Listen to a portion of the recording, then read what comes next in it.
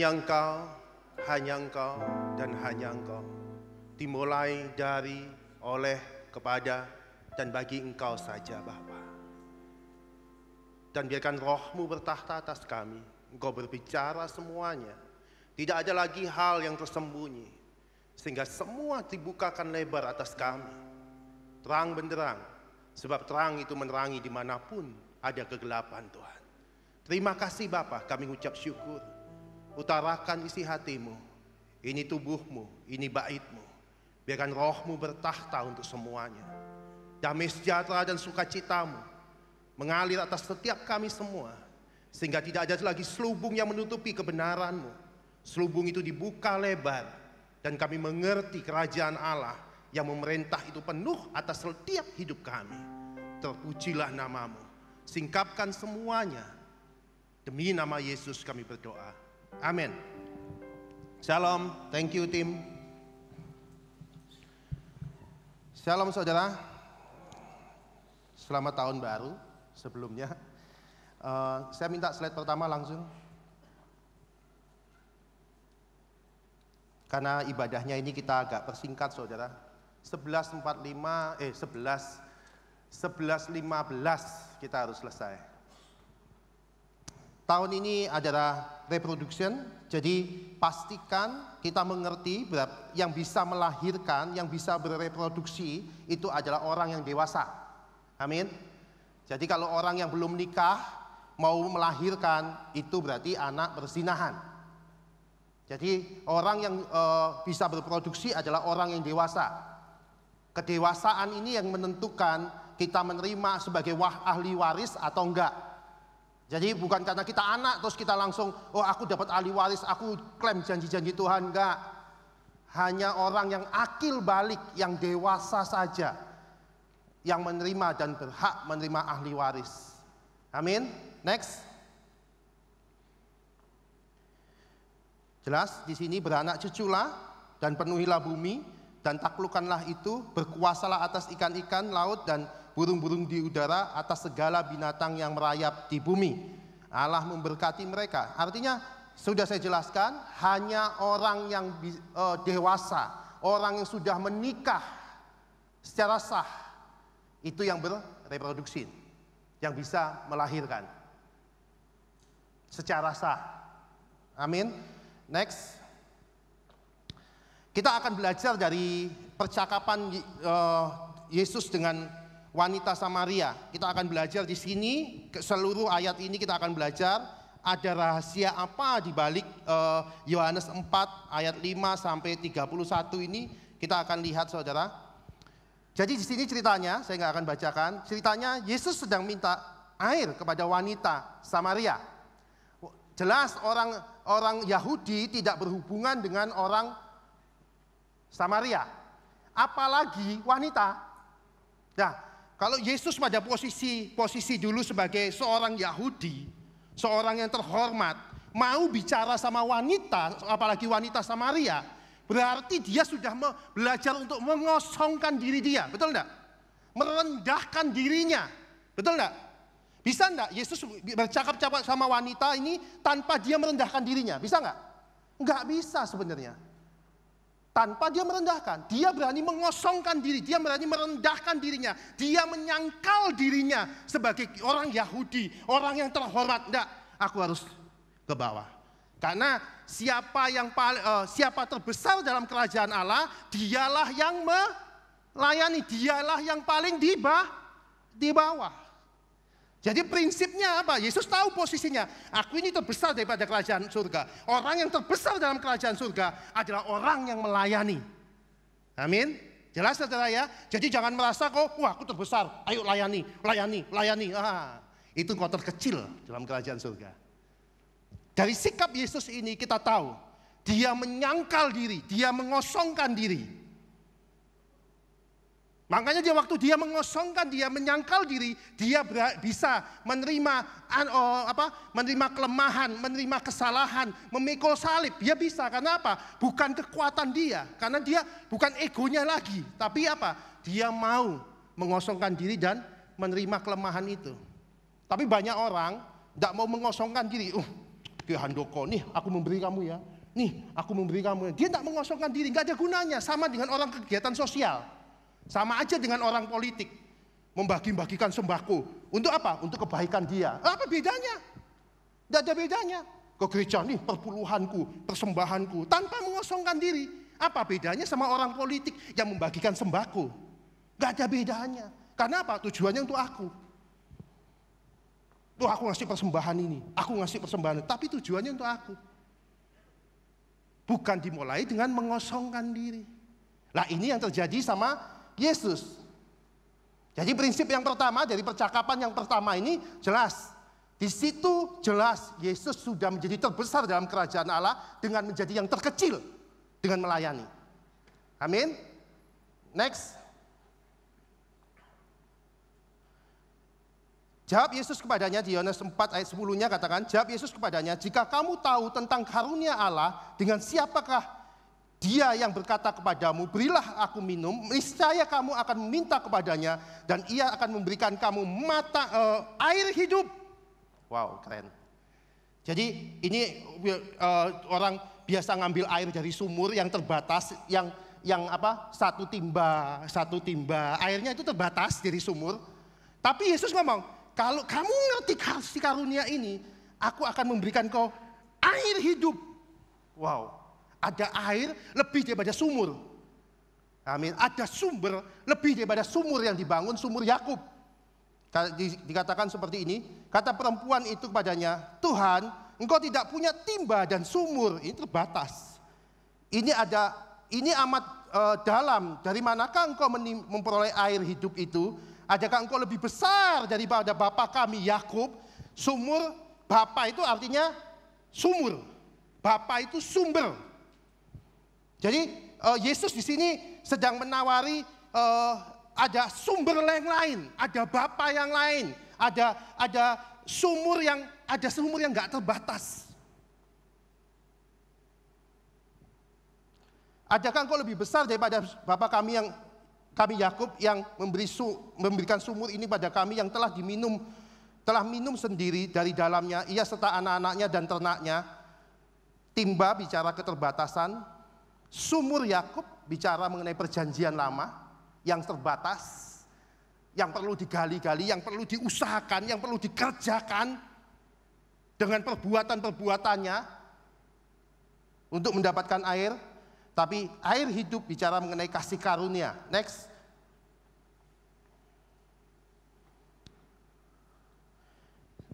Saya ulang lagi. Perjanjian lama itu baitnya ada di luar kita. Perjanjian baru kita ini baitnya. Jadi kalau dulu perjanjian lama kita menjadi pelayan bait Allah. Saya pelayan gereja, saya pelayan bait Allah, saya pelayan undang-undang, aturan itu, saya pelayannya.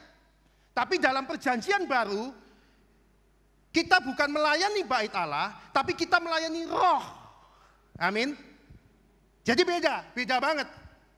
Jangan paksa anggur baru ditaruh ke kantong kulit yang lama, jangan. Karena apa? Waktu engkau tahu engkau sekarang ini bait Allah, menerima anggur baru, tapi masih cara menyembahmu, cara perjanjian lama, yang hanya kau fokus kepada melayani bait tanpa menjadi bait, gak ada gunanya. Beda banget, jauh banget bedanya.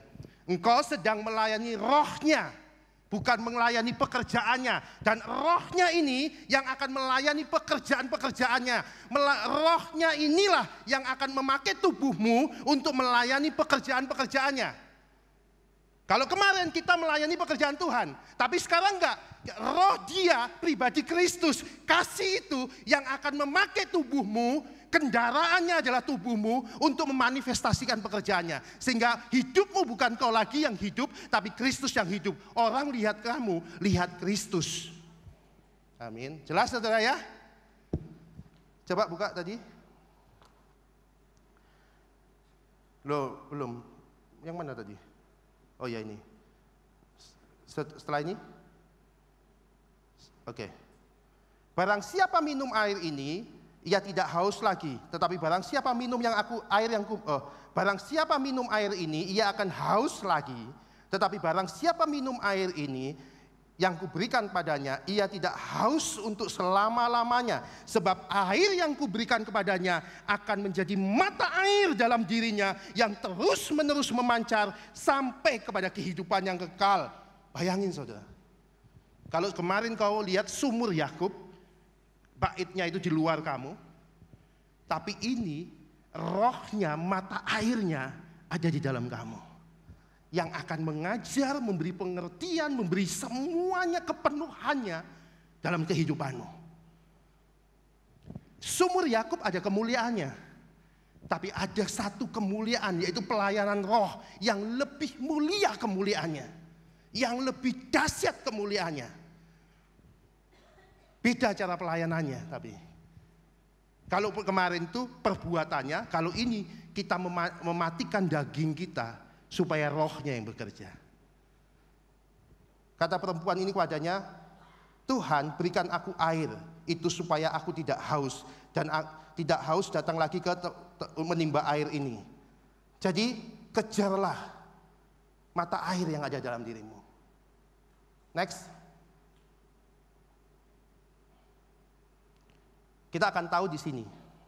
Di ayat 2 Korintus 3 ayat 7 dan 10. Dengan diri kami tidak sanggup memperhitungkan sebab seolah-olah pekerjaan kami sendiri. Kesanggupan kami adalah pekerjaan Allah, roh.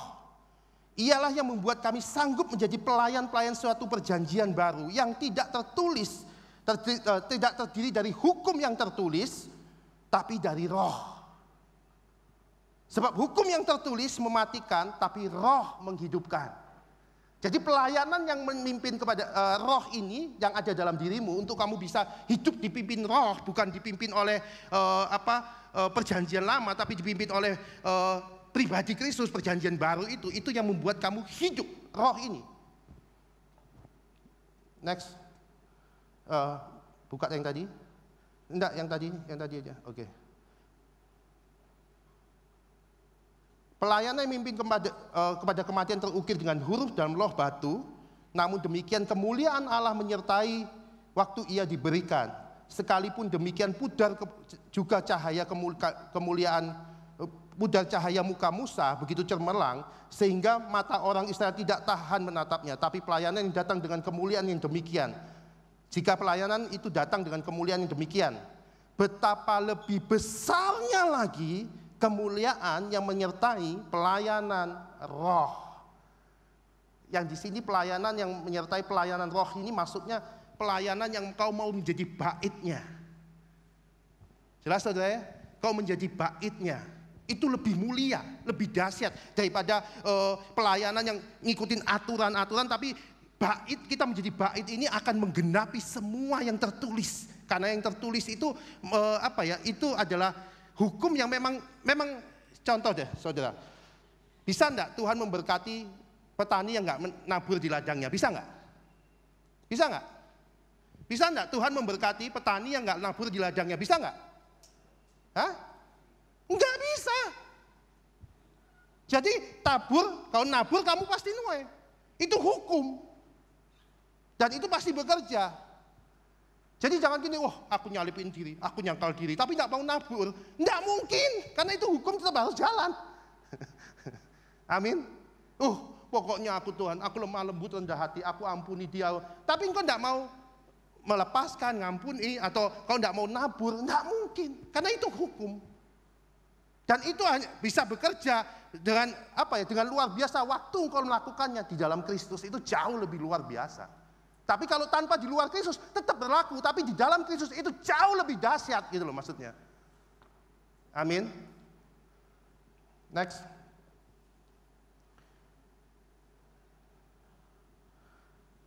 Kata Yesus, pergilah, panggillah suamimu dan datang kemari. Kata perempuan itu, aku tidak mempunyai suami, aku nggak mempunyai sumber. Suami itu sumber. Kata Yesus kepadanya, tepat katamu, bahwa engkau tidak mempunyai suami, sebab engkau mempunyai 5 suami yang ada padamu sekarang padamu, bukanlah suamimu. Dalam hal ini engkau berkata benar. Kata perempuan itu kepadanya, Tuhan, nyata sekarang padaku bahwa engkau seorang nabi. Ya, saudara tahu, garam tawar tidak ada gunanya. Setuju? Sumur tidak mengeluarkan air, nggak ada gunanya, sumur mati. Suami atau istri nggak berfungsi sebagai suami atau istri, nggak ada gunanya di hadapan Tuhan. Ngerti saudara maksud saya? Engkau anak Allah, tapi engkau tidak berfungsi sebagai anak Allah, nggak ada gunanya. Amin. Jelas saudara? Kita anak Allah, aku anak Allah. Tapi waktu kita dipukul, kita mukul dia, apa gunanya engkau anak Allah? Atau kita ngaku anak Allah, aku anak Allah. Tapi hidup kita dipimpin oleh daging terus, gak ada gunanya. Allah tetap akan mengusir dan menyebut engkau sebagai pembuat kejahatan. Engkau anak Allah atau engkau tidak anak Allah, itu bergantung siapa yang memimpin kamu, roh atau dagingmu. Kalau engkau dipimpin oleh roh, yaitu pribadi Kristus, kasih yang ada dalam dirimu, engkau pasti anak Allah. Amin. Anak Abraham, keturunan Abraham, pasti menerima janji Tuhan enggak? Pasti menerima enggak? Hah? Pasti terima enggak? Anak Abraham? Enggak. Tergantung anaknya siapa. Yang perempuan hamba atau perempuan yang merdeka. Siapa yang menerima warisan? Hanya perempuan yang merdeka. Jadi untuk engkau bisa menerima bukan karena bapaknya siapa. Aku anaknya ini, yang bukan. Engkau dipimpin oleh siapa, itu yang paling penting. Bangga sama bapaknya tapi gak mau dipimpin oleh roh, tidak ada gunanya. Amin. Jadi jangan bangga dengan identitas kita sebagai anak. Tapi siapa yang memimpin kita? Roh atau ego kita? Jelas saudara ya? Next, tunggu, belum. Oke.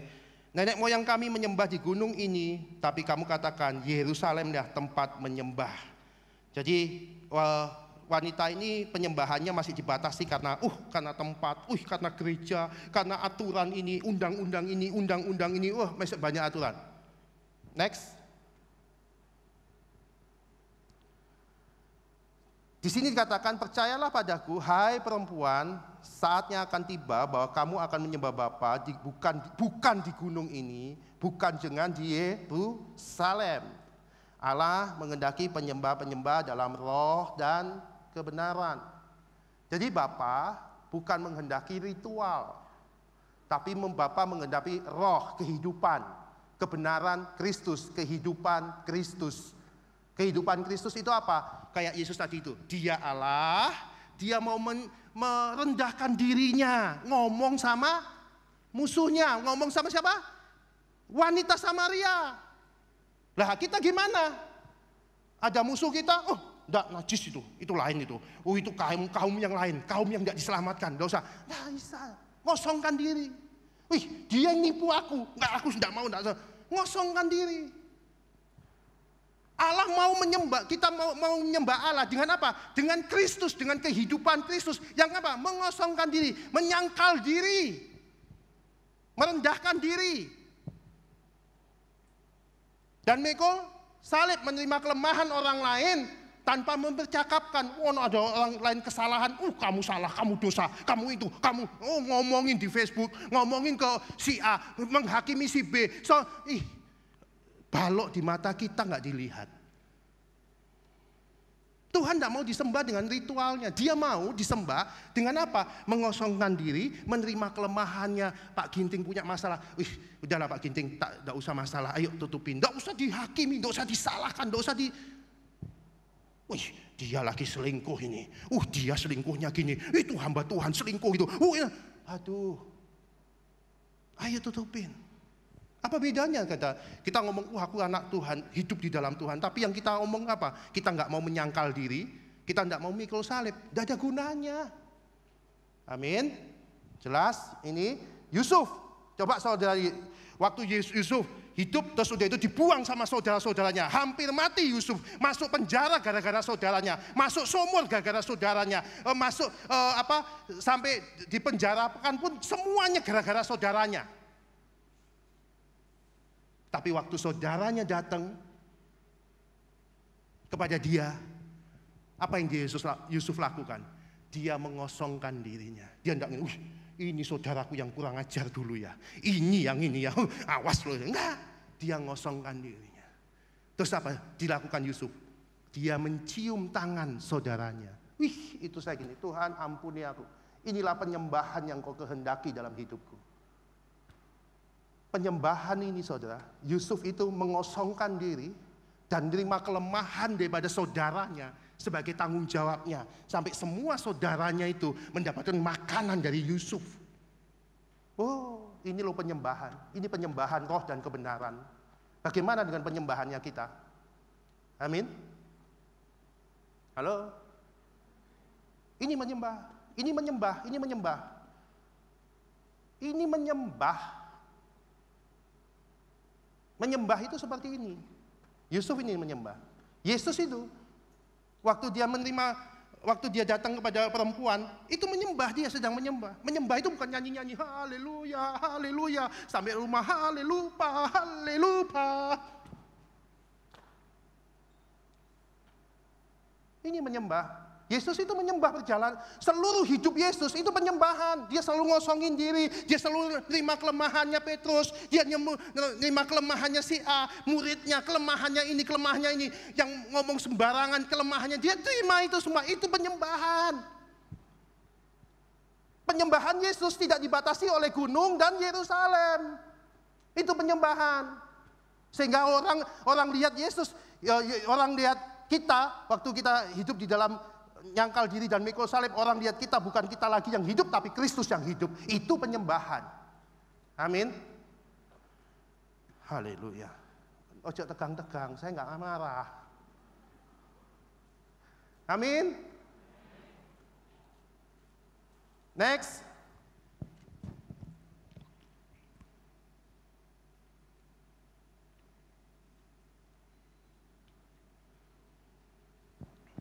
Sementara itu murid-muridnya mengajak dia dan berkata, Rabi, makanlah. Aku berkata kepadamu, ia berkata kepada mereka, padaku ada makanan yang tidak kamu kenal. Kata murid-muridnya, berkata ke seorang pada yang lain, adakah orang yang beri bawa sesuatu kepadanya untuk dimakan? Kata Yesus, makananku ialah melakukan kehendak Dia yang mengutus aku dan menyelesaikan pekerjaannya. Makanan Yesus ini gini loh. Makanan Yesus itu melakukan kehendak Bapa. Apa yang katakan Bapa? Siap dan, siap dan, siap dan. Bahkan Bapa nyuruh, wis tetap yang kayu, waktu dia di Taman Getsemani, tetap ya yang kayu salib. Aduh, kiranya cawan ini lalu daripadaku Bapa, tapi bukan kehendakku, kehendakmu. Even Bapaknya nyuruh yang sampai dia mati di kayu salib, dia tetap siap dan. Itu makanan dia. Lah kalau kita nggak pernah makan makanan yang sama dengan makanan Yesus, kita bisa sama dengan Yesus nggak? Bisa nggak?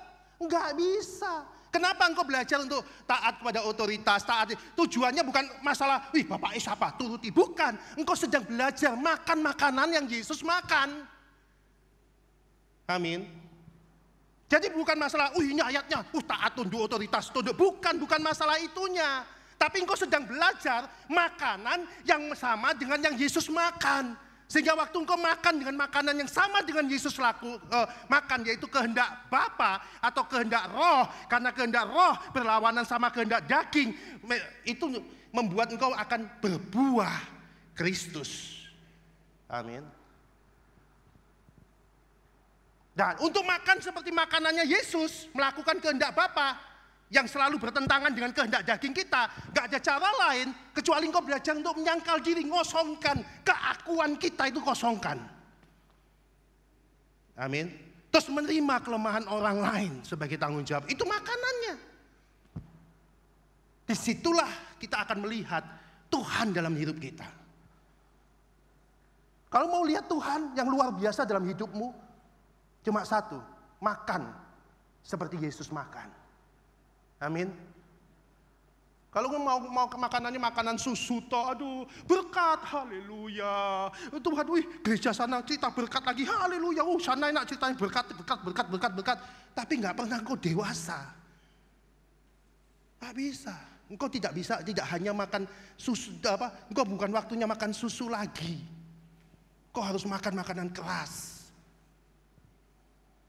Tadi pagi saya telepon sama Bapak Rohani saya, Pak Arifin. Saya ngobrol. Papa bilang, iya banyak orang masih kanak-kanak, perlu dewasa. Tidak semua orang bisa dewasa kok. Makanya dikasih makanan yang dewasa. Karena supaya apa? Tidak terombang-ambing pengajaran, angin pengajaran. Banyak orang terombang-ambing angin pengajaran. Sana bagus. Padahal sumbernya cuma satu, Kristus dalam dirimu. Gak ada yang lain. Sumbernya cuma satu, bagaimana Kristus itu hidup dalam dirimu, itu selesai sudah. Keselamatanmu adalah Kristus di dalam engkau. Engkau makan makanan yang sama dengan yang Yesus makan. Cerita gini saudara, pokok anggur yang benar. Pokok anggur itu, ya, ranting itu bisa berbuah. Karena apa? Karena dia makan dari pokok anggur, betul? Dia makan dengan makanan yang sama dari pokok anggur, betul? Coba, kalau ranting itu tidak makan dari pokok anggur yang benar, dia mati. Jangankan berbuah, mati. Tapi kalau dia makan dari makanan yang sama dari pokok anggur, sari-sarinya disedot terus sama bukan disedot ya, mengalir. Tidak usah dipaksa, pluk buahnya, pluk, enggak. Itu berbuah sendiri. Buahnya pasti manis, karena apa? Buahnya pasti Kristus, bukan egonya lagi. Amin. Bukan kesombongan lagi. Jangan dipikir yang rohani itu kelihatannya, rohani, jangan. Saya mulai start bangun gedung ini, itu membuat saya sombong, minta ampun. Setelah gedung ini selesai, handoko, sombong. Itu membuat Kristus tidak ada sama saya. Ego saya, jemaatnya Tuhan tambahkan sampai 800.000, handoko. Kristusnya mulai hilang, Tuhan mulai tegur saya. Saya itu ngalami kesombongan itu, titik itu. Dan saya taklukkan kepada Kristus, saya gali lagi Tuhan. Ngosongkan diri, memang repot saudara. Tuhan itu kalau ngangkat kita itu penuh kemuliaan, tapi posisi kita harus turun ke bawah. Ego kita harus jadi Tuhan tinggikan kita, tapi kita harus ke bawah. Itu memang tidak gampang. Penuh kemuliaan, tapi harus merendahkan diri. Tidak gampang. Tapi itu yang harus terjadi sama kita. Amin. Next. Ya, makan dari pokok anggur. Jikalau kamu tinggal dalam aku dan firmanku tinggal di dalam, mintalah apa saja yang kamu minta, kamu akan menerimanya. Amin. Kalau engkau makan makanan yang sama dengan Yesus makan, Yesus janji, mintalah apa saja yang kamu minta, aku akan memberikannya. Jadi jangan klaim ayatnya, tinggal dalam aku, itu sudah dalam nama Yesus aku akan menerima. Tidak bisa, makan. Hukumnya apa? Makan dari sarinya itu hukum. Kayak orang nabur pasti nuai, itu hukum. Tinggal dalam dia, itu hukum. Dia itu udah pasti akan terjadi. Itu hukum yang akan terjadi dengan sendirinya.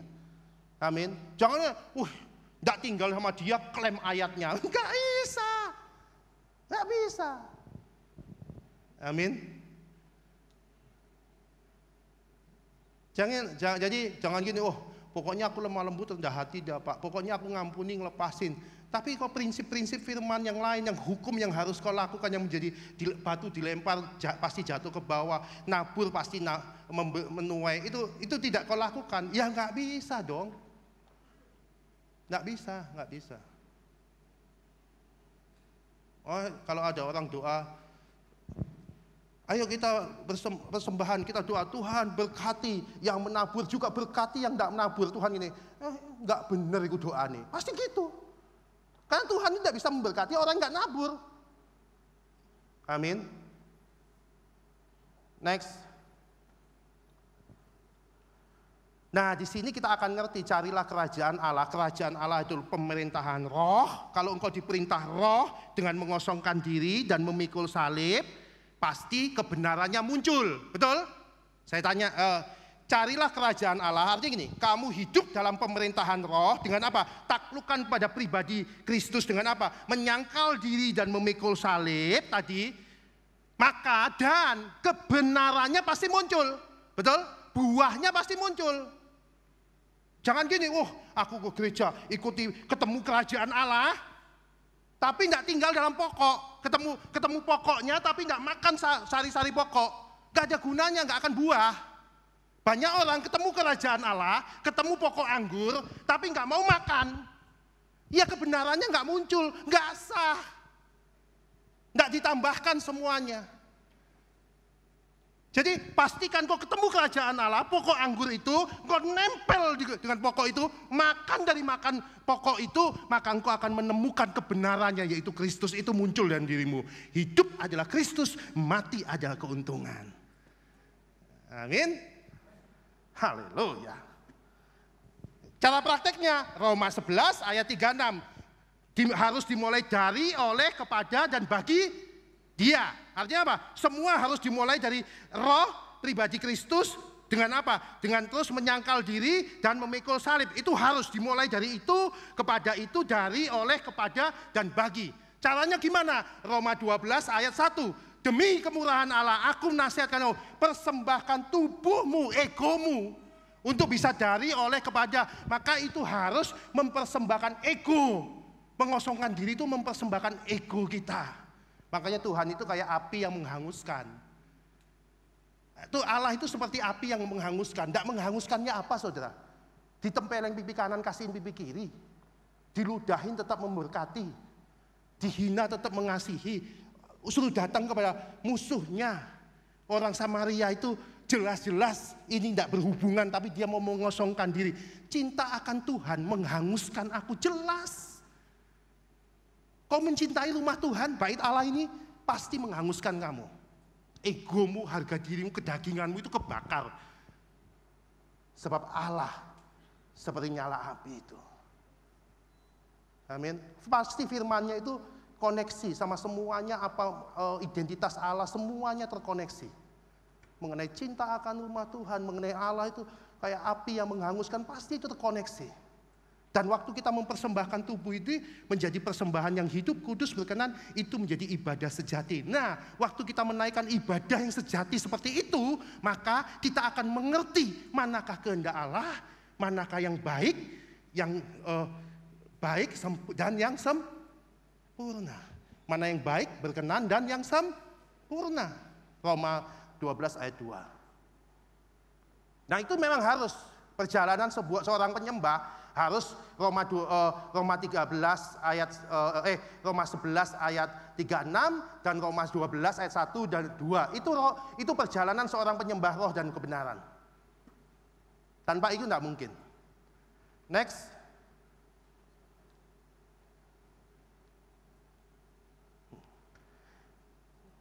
Yaitu Yohanes 2 ayat 18-28. Barang siapa yang tidak memiliki bapak, barang siapa mengaku anak, ia juga memiliki bapak. Kalau engkau tidak mengakui kamu seorang putra dan mau menaklukkan diri kepada pribadi Kristus, yaitu putra, kau nggak mungkin punya bapak.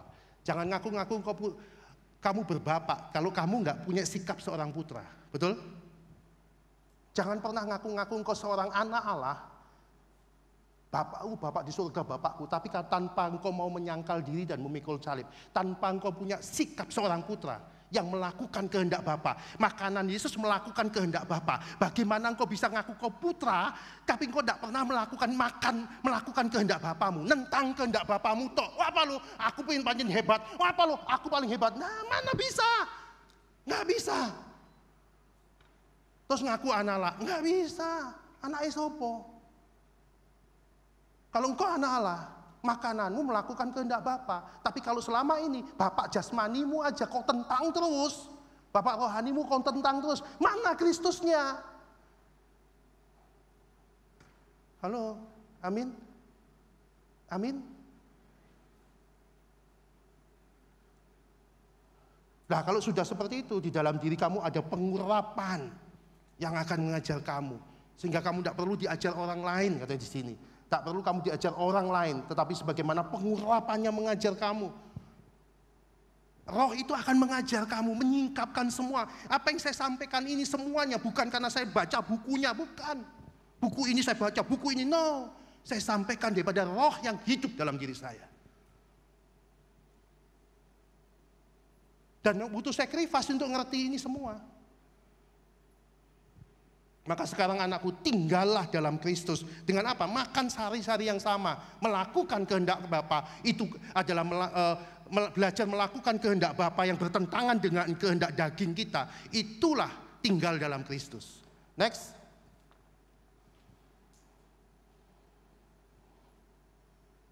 Yang di surga ada sebab ada 3 yang memberi kesaksian di surga. Mbak E. Ada 3 yang memberi kesaksian di surga. Bapa, Firman, Roh. Ketiganya adalah satu, yaitu Allah. Setuju? Nah, ini saudara lihat. Ada 3 yang beri saksi di bumi. Roh, pribadi Kristus. Air itu hurufnya kecil, kehidupan kita. Darah itu sacrifice. Ada 3 yang memberi kesaksian, kamu itu anak Allah. Kehidupanmu di dalam Kristus yang selalu menyangkal diri, memikul salib, atau kehidupanmu yang selalu sacrifice. Itu bukti kamu anak Allah. Saya ulang. Ada 3 yang memberi kesaksian di bumi ini. Roh, pribadi Kristus. Karakternya Kristus. Air bicara mengenai kehidupan kita. Terus darah bicara mengenai sacrifice. 3 ini satu. Paham gak paham? Aku susah jelasinnya. 3 ini satu. Artinya apa? Kalau 3 ini ada di dalam kita, pribadi Kristus, kehidupan kita, dan hidup yang sacrifice, itu munculnya siapa? Kristus. Betul? Munculnya dalam diri kita siapa? Kristus. Itu satu. Amin. Dan ini yang memberi kesaksian. Saudara mau tahu saya anak Allah atau enggak? Ada enggak kesaksian ini dalam diri saya? Bukan yang saya omongin. Hidup saya ini bersaksi mengenai 3 ini enggak? Itu bukti saya anak Allah atau enggak? Amin. Amin. Haleluya, masih hidup semua. Tak kira udah tidur semua. Kita menerima kesaksian manusia. Kita menerima kesaksian Yohanes, Matius, Lukas dengan Tuhannya. Kita ketemu, wih ayat ini bagus, ayat ini bagus. Kita menerima semua kesaksian manusia dengan Tuhannya yang ditulis di Alkitab, yang diilhami oleh Roh Kudus. Kita menerima, tapi kesaksian Roh, kesaksian Allah yang ada di dalam anaknya, yang ada dalam kamu, itu jauh lebih kuat. Ngerti, saudara? Kesaksian Roh, kesaksian Allah itu lebih kuat dari apa yang tertulis, jauh lebih kuat. Karena apa? Di situ kita lihat, ternyata ayat yang sana itu hubungannya sama sini ya. Oh, Allah yang menghanguskan itu ternyata di sini ya. Oh, cinta akan Tuhan, semua itu menjadi saksi. Karena apa? Engkau hidup. Terhubung semua lebih kuat. Engkau akan bisa menghubungkan perjanjian lama, perjanjian. Engkau tidak akan menentang itu semua. Itu menjadi satu ikatan yang kuat dalam kamu. Amin. Next. Barang siapa percaya kepada anak, ia mempunyai kesaksian itu di dalam dirinya. Pasti. Barang siapa percaya kepada putra itu, dengan menyangkal diri dan memikul salib, makan makanan yang sama, dia pasti mempunyai kesaksian itu dalam dirinya. Jadi kalau orang nggak punya kesaksian itu, hidupnya nggak dipimpin oleh Roh, pribadi Kristus, terus kehidupannya nggak sacrifice, dia nggak punya kesaksian itu. Paling pindah ini, minggat sana, minggat sini, nggak cocok sama ini pergi lagi, nggak cocok pergi lagi, ngikutin dagingnya toh. Amin. Dan inilah kesaksian, Allah telah mengaruniakan hidup kekal. Hidupnya Allah maksudnya, hidupnya Kristus, hidupnya Allah kepada kita yang hidup yang ada dalam anaknya. Maksudnya ada dalam anaknya itu makan, minum dari sari-sari pokok anggur. yaitu melakukan kehendak Bapa. Barang siapa memiliki anak, ia memiliki hidup. Barang siapa tidak memiliki anak, ia tidak memiliki hidup. Siapa orang yang memiliki anak pasti punya kelakuan seperti putra yang melakukan kehendak bapaknya. Betul? Jadi jangan mau ngomong aku punya anak, punya Kristus, tapi engkau tidak punya makanan yang sama dengan Yesus makan. Engkau di luar Yesus, pasti. Amin. Next. Nah, ini yang terakhir. Haleluya. Ini penilaian terakhir, penghakiman terakhir. Penghakiman terakhir itu jangan, siapa ya yang melakukan firman ini? Siapa yang ngasih ayat? Siapa yang jemaatnya paling banyak? Siapa yang menjangkau jiwa paling banyak? Bukan, penilaian terakhir ini yang tertulis. Ini hukum penilaian terakhir pasti dinilai dengan ini, dengan ayat ini. Di hari terakhir itu akan dipisahkan domba, kambing. Domba itu pada waktu aku lapar, kamu memberi aku makan. Ketika aku orang asing, kamu memberi aku tumpangan. Ketika aku telanjang, kamu memberi aku pakaian. Ketika aku sakit, kamu melawat aku. Ketika aku di penjara, kamu mengunjungi aku. Itu domba. Kalau kambing, balikannya. Nah, sekarang bukan masalah kambing atau dombanya. Bukan masalah kita melakukan makan atau enggak. Tapi kita selidiki, siapa orang lapar itu? Orang lapar itu gini saudara, orang yang kita ajar, enggak ngerti-ngerti terus, tapi tetap mau enggak ngajar dia. Itu jengkelin banget tuh. Kalau orang nggak lapar itu kasih makan sekali selesai. Itu bukan orang lapar. Kasih makan sekali itu terus udah kenyang makan sedikit dia kenyang. Itu bukan orang lapar. Orang lapar itu kasih lagi masih lagi, kasih lagi masih lagi. Wih lapar banget loh, gitu. Jadi kalau engkau bisa enggak engkau ngasih makan orang lapar, diajar sekali enggak ngerti-ngerti, jengkelin, tetap enggak mau ngajarin sama dia. Kalau enggak, engkau berarti enggak ngasih makan orang lapar. Terus udah itu, ketika aku orang asing, ketika ada orang yang kamu sudah kenal baik, terus tahu-tahu mengkhianatin kamu, masih enggak kamu bisa memberi tumpangan sama ini? Kok aku enggak kenal ya orang ini? Dulu deket sama aku, tapi kok sekarang kok jengkelin, kok jadi orang asing? Mau enggak kamu tetap memberi tumpangan sama dia? Kalau ngasih tumpangan orang yang baik-baik ke rumah saya, gampang. Kalau orang yang sudah menjengkelkan saya, terus dia nelpon saya, Pak, bisa nggak saya tidur tempat Bapak lagi? Gini. Ayat ini langsung, mau enggak kamu Han? Aduh Tuhan, ini orang asing banget. Iya Tuhan, aku mau. Orang asing itu bukan orang yang nggak kamu kenal, orang yang kenal akrab sama kamu, terus tahu-tahu mengkhianatin kamu, masih nggak kamu memberi tumpangan sama dia? Kalau itu kalau itu tanpa Kristus ngosongin diri dan mikul kelemahan orang lain, nggak mungkin bisa ngasih makan nih orang asing ini, nggak mungkin. Ketika aku telanjang, waktu saudara kita ini telanjang, artinya waktu saudara kita ini melakukan dosa, waktu partner kita melakukan dosa, apa kita menelanjangi dia? Dia dosa itu, dia melakukan perzinahan, itu nggak ngasih pakaian. Kalau ngasih pakaian ke orang di bedeng gampang. Kasih orang pakaian kepada orang yang sudah telanjang, teman kita, sahabat kita, dia berbuat dosa, dia telanjang. Bisa enggak ngasih pakaian itu? Itu kalau enggak mau mengosongkan diri, enggak mikul salib, enggak mungkin tanpa Kristus, enggak mungkin lakukan ini. Terus udah itu, ketika aku sakit, kamu melawat aku. Kalau orang sakit di rumah sakit gampang. Tapi kalau orang sakit jiwa, sudah kau berkati dia, sudah uangmu ditanam dia kabur, bisa enggak kamu masih melawat dia? Enggak gampang saudara, perlu mengosongkan diri. Saya ngerti firman ini karena saya melakukan, makanya saya mengerti ayat ini. Bukan karena saya baca buku, sakit ayat ini.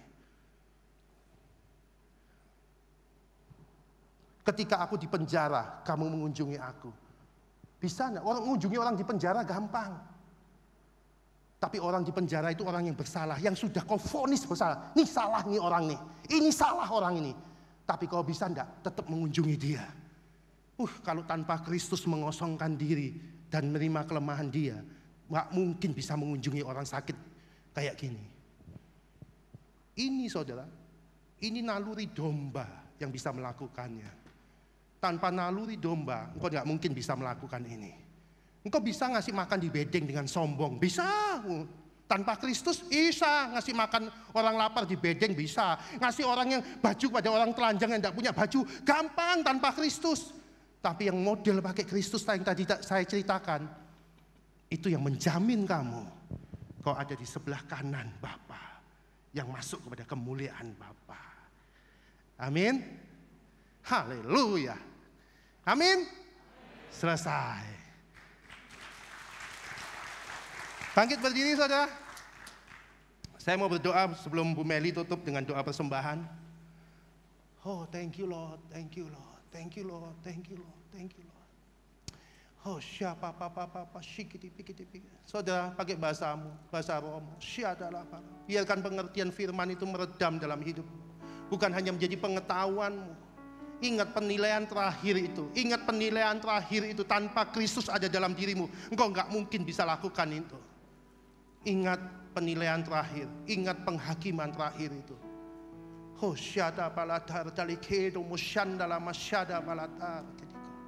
Bapa, terima kasih. Apa yang aku lihat secara roh, aku boleh ungkapkan itu secara jasmani tanpa hamba kesulitan. Itu tanpa roh daripada engkau nggak mungkin Tuhan. Tapi rohmu yang berbicara kepada umatmu tempat ini. Kasih karuniamu yang berbicara atas umatmu tempat ini. Sehingga umatmu tempat ini boleh mengerti kebenaran ini Tuhan. Tuhan, tanpa Kristus kami gak mampu melakukannya. Kami gak mampu. Tapi dengan Kristus kami mampu Bapa. Terima kasih untuk rohmu yang menyingkapkan. Bahkan hamba sendiri terheran-heran melihat apa yang kau singkapkan. Terima kasih untuk rohmu. Terima kasih untuk kekuatanmu. Aku berdoa buat umatmu tempat ini. Bahkan yang streaming di rumah masing-masing, Tuhan aku berdoa. Pengurapan daripada engkau turun atas mereka. Kasih karunia daripada engkau kuat atas mereka. Tuhan, mereka tinggal di dalam pokok anggur itu. Makan dengan makanan yang sama, yaitu melakukan kehendak Bapa. Dan kehendak Bapa itu selalu bertentangan dengan kehendak daging. Tidak ada cara lain kecuali kami harus mempersembahkan tubuh ini, ego kami, sebagai persembahan yang hidup, kudus, berkenan. Yang menjadi ibadah kami yang sejati di hadapanmu Bapa. Urapi setiap umatmu. Tahun ini adalah tahun kemenangan buat mereka. Waktu mereka makan dari pokok itu, mereka akan berbuah. Mereka akan bereproduksi dimanapun, apapun yang mereka kerjakan. Sebab apapun dan dimanapun yang mereka kerjakan, itu menjadi penyembahan daripada engkau Bapa. Urapi umatmu tempat ini. Demi nama Tuhan Yesus Kristus, aku berdoa. Amin.